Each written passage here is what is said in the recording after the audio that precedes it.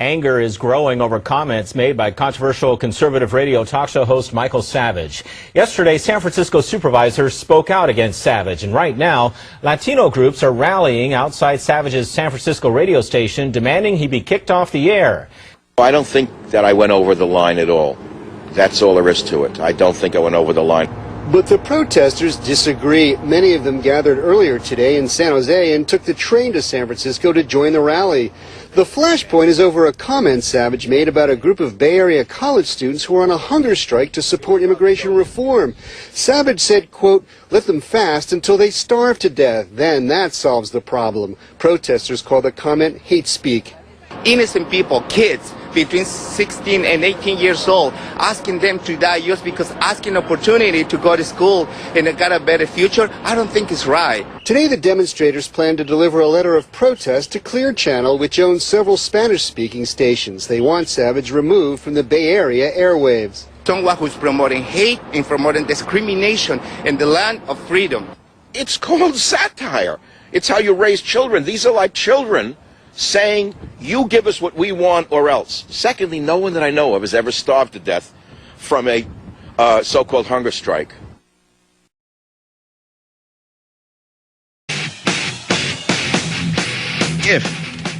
If you can keep your head when all those around you are losing theirs and blaming it on you, then you'll be a man, my son. That was written by Rudyard Kipling well over 100 years ago, and I've quoted the poem If on the Savage Nation for over 15 years. It has real meaning for me today because I am going to try to keep my head, even though all those around me in this city of freaks and perverts and drug addicts and illegal aliens have already lost their heads and they're trying to blame it on me. Now, I'm going to ask you something. What part of the statement that I allegedly made has a racial component in it? What part of it has a racial component in it? The answer is none. There's no reference to Latinos. There's no reference to Hispanics. There's no reference to race whatsoever.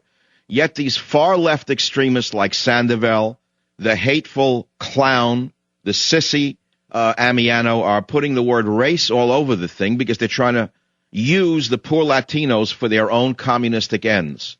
And I really condemn them for abusing the Hispanic Latino community for their own communist ends. Most of these hardworking people don't even understand they're being manipulated and used by these white communists in this country in order to push the communist agenda. But I'll get to that later on. This is a classic case of Animal Farm race baiting by Sandoval, Amiano, and the other scoundrels. The fact is there was no racial element in what I said. Now, I have no idea why he would imply that I was talking about Latinos when I said, if they want to fast, then let them fast until they starve to death. Let me ask you something. Have you never heard of sarcasm or satire?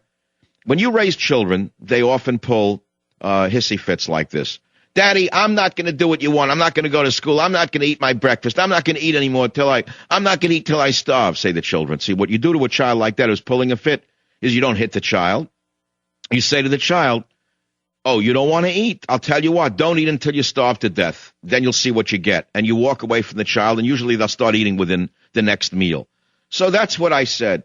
Now, if these idiots don't understand sarcasm and satire, that's their loss, not mine. I can't help them if they're illiterate drug addicts, because that's what they apparently are, racist, illiterate drug addicts, trying to use the poor Hispanic people in this community for their own ends, which is communism, socialism. That's what they want. They want to take what is not theirs and give it to themselves and also aggrandize power upon themselves. That's number two. Now, as I speak, they have mobilized, I don't know, tens of dozens of groups all the way from L.A., and they bust them up. Where they got the money from can be traced all the way probably back to Brussels or to Zurich or to the DNC itself. But virtually every pressure group known to America will be outside the radio station today demanding that I be fired. And what's comical about this is that they're trying to compare what I said to what Imus said.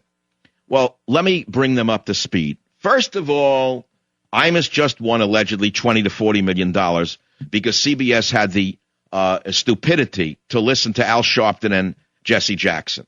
So let me tell you right now that Imus didn't lose as a result of these megaphone maniacs. Number two, and this is the most important point, is that what Imus said could be connoted as racist. But you will never find racism in what I say, because I am not a racist and I have no such feelings about Hispanics nor about black people. I believe that these white liberal communists and perverts are the real racists here, because they're yelling race in a crowded nation. The next point is, what part of illegal alien don't you get? Tell me which part of that statement is not correct. Illegal alien. It's a phrase that has meaning under U.S. law. They are illegal and they're aliens. Otherwise, everybody would be a citizen and there'd be no United States of America. Now, if you don't want the United States of America to exist, well, then I can't help you. But you see, I love America. I'm the son of an immigrant. As a matter of fact, my grandmother did not speak a word of English to me as a child. She never learned the language. She came here when she was very old. So I come from an immigrant family. I'm very sensitive to the humanity of immigrants, the struggle of immigrants. And I rose from the gutters of America to the position I have. And no communist, perverted fairy punk is going to take away my livelihood without a fight. Let me tell you that right now. Moreover, if you want to try to use the power of the city of San Francisco to steal my job by lying about me, I will sue you personally and for everything you're worth. And I'll say something else. It's come to my attention from listeners who know what's going on that this rotten, stinking supervisor, Sandoval, has attacked Jews before by trying to incite mob violence, to go to Tiburon and to go to bar mitzvahs. He's a racist all the way through and through. Moreover, he's a loser. He has his own radio show. Did you know that? That nobody listens to? It's number three is jealousy. He wants my job because he can't earn it. He's trying to steal it in the great communist tradition. I'm going to fight this man in the court of public opinion on this show, and I'm going to fight him in the courts of law, and you're going to find out that I'm going to win bigger than Imus. It's not going to be a monetary victory, necessarily. It's going to be a victory for the First Amendment. What part of illegal alien don't you get? They are criminals. They stole a free college education, and now they're screaming, give me a free green card? No, you're not getting a free green card. If we had a legitimate federal government, you'd be arrested today and deported out of my country. That's the important thing. Now, I love America, and I want America to exist. If you don't want America to exist, then you've got to fight all of the other Americans who agree with me. The fact of the matter is, La Raza Centro Legal is the place that Mr. Sandoval sat on, the board of directors. La Raza, as you may know, means the race.